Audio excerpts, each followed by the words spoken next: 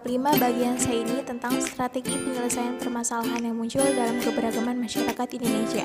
Keberagaman yang ada di Indonesia sering menimbulkan konflik. Sejatinya, hal tersebut dapat dikembalikan dan diatasi apabila perbedaan kebudayaan dan keberagaman tersebut dikelola dengan baik, sehingga harmoni dalam keberagaman dapat tercipta. Dan juga ada strategi penyelesaian permasalahannya ya. Satu upaya atau strategi yang dapat dilakukan untuk mengharmonisasikan keberagaman sosial budaya adalah menggunakan kearifan lokal. Pada prinsipnya, kearifan lokal bernilai baik dan menjadi keunggulan budaya masyarakat setempat, serta berkaitan dengan kondisi geografis secara luas.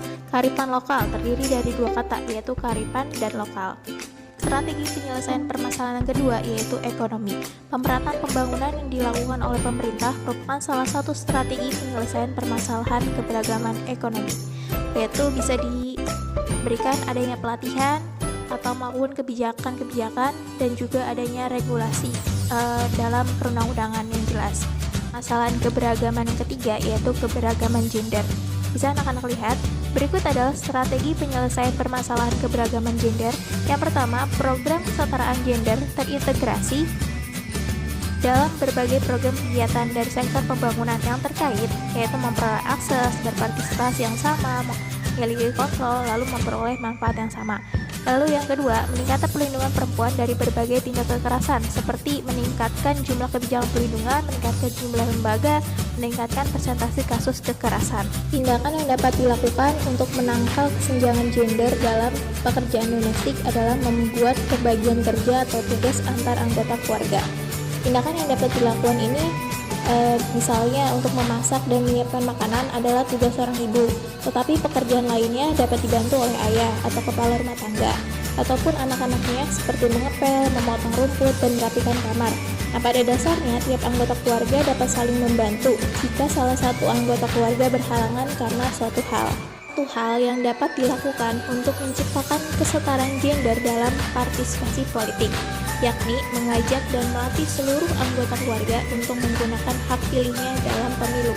Ini adalah strategi penyelesaian permasalahan yang muncul dalam keberagaman masyarakat Indonesia, seperti mengajak anggota keluarga untuk ikut dalam menyuarakan hak pilihnya pada saat pemilu.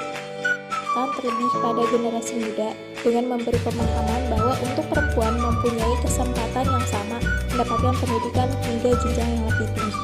Jadi jangan beranggapan bahwa perempuan itu tugasnya nanti ketika sudah dewasa hanya mengurus rumah tangga saja dan tidak perlu untuk sekolah tinggi-tinggi. Nah, itu pemikiran yang salah ya, karena pada dasarnya perempuan atau laki-laki itu mempunyai status yang sama, berhak untuk mendapatkan pendidikan ke jenjang yang lebih tinggi.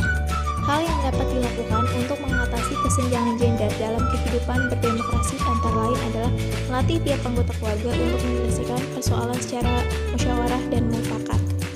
Yang terakhir yaitu kesetaraan gender dalam bidang ekonomi, yaitu dapat dilatih dengan memberikan sesuatu kepada anak sesuai kebutuhannya. Misalnya, seorang anak perempuan yang sudah mengenyam pendidikan di sekolah menengah atas dapat mendapatkan uang saku yang lebih daripada adik laki-lakinya yang masih sekolah dasar. Namun, pemakaian uang saku wajib diawasi oleh orang tua. Mungkin hanya ini yang dapat Miss Isma sampaikan mengenai materi kita bab 5 di bagian C. Jangan lupa untuk dibuka-buka buku paketnya ya, sambil digarisbawahi mencocokkan dari penjelasan Miss Isma ini.